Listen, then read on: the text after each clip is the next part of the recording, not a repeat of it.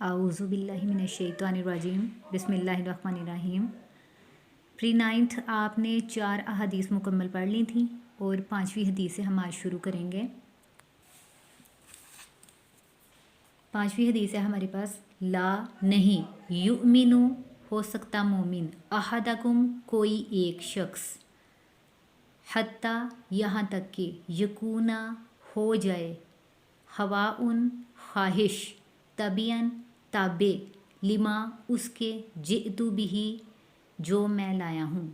لا یؤمن احدکم تم میں سے کوئی شخص مومن نہیں ہو سکتا، حتیٰ یکونا ہواہن یہاں تک کہ اس کی خواہش طبعاً اس چیز کے تابع نہ ہو جائے، لما جئتو بھی جو میں لایا ہوں۔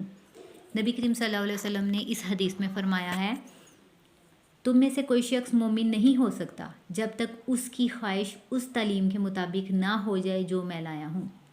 تشریح دیکھیں اس کی ذرا۔ انسان کی فطرت میں نیکی یا بدی دونوں کا شعور رکھا گیا ہے، اس لیے اسے چاہیے کہ وہ ارادہ و اختیار کے باوجود برائی یا گناہ کے کاموں سے اجتناب کرے۔ اجتناب کرنا کا مطلب ہوتا ہے بچنا، بچ کے رہنا۔ دوسرا یہ کہ اپنے جذبات، احساسات اور خیالات کو اللہ کے رسول صلی اللہ علیہ وآلہ وسلم کی مرضی کے مطابق ڈھال لے۔ حدیث میں آیا ہے کہ اگر کوئی شخص ایسا نہیں کرتا تو وہ گویا ایمان کی لذت سے ناواقف ہے۔ ناواقف کا مطلب ہوتا ہے نا آشنا، واقف نہ ہونا۔ دوسرے لفظوں میں اس حدیث مبارکہ میں اطاعت رسول صلی اللہ علیہ وسلم کا پیغام ہے۔ اللہ تعالیٰ نے بھی فرمایا ہے، جس نے میرے نبی صلی اللہ علیہ وسلم کی اطاعت کی اس نے گویا میری اطاعت کی۔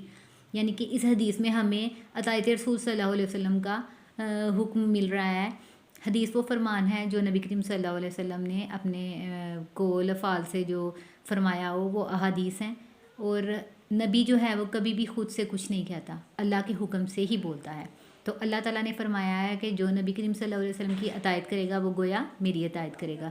اس حدیث کو اچھی طرح آپ نے اس کا ترجمہ اور تشریح یاد کرنی ہے، اور زیادہ بہتر ہے کہ آپ بک سے یاد کریں، ایڈیشنل بک سے نہ کریں، کیونکہ جتنے بھی ایڈیشنل کویسچن ہیں وہ بک میں سے ہی آئیں گے آپ کے۔